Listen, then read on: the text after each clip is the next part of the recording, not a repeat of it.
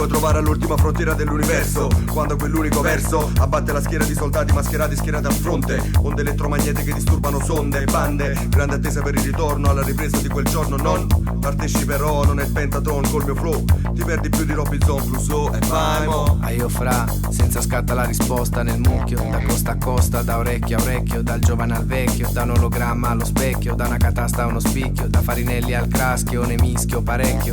Operazione San Gennaro, un festival dallo stivale come a Castro Caro, e se lo stile vale mi ci incastra a mostro per intero. Stili vitali come Alvaro con Pielino, il delirio, Hiroshi Kunegashimasu, ma serio. Sono un messaggero, viaggio senza freno, con il mio destriero, un mammut alieno, tu ti fotti in pieno per questo veleno. Non esiste un zero su questo sentiero, prendo direzione, questa missione richiede passione, ci vuole cuore, le suole nuove, un certo numero di vaccini, bisogna stare attenti ai cecchini adiacenti alle mine, serpenti, demoni e vampiri, non senti colpi che tiri, lo so che fino a mo' ti fermavi al do, ci sono altre note, altre rime e questo non è il minimo. Operazione San Gennaro, Napoli, Torino.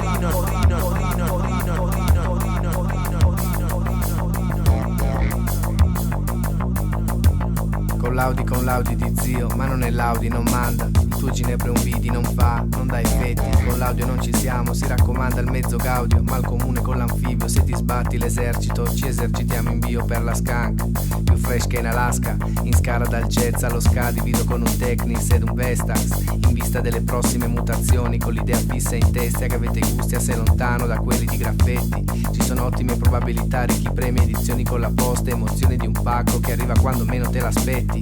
A conti fatti, sti rotti in culo in questa base è meglio che li fotti. Cretinetti in via di sviluppo cagano dentro un pozzo magico, ovvietà di questa vita cubetti che flata già di per sé. E se lo fanno è perché non sono ancora finite le selezioni per popstar.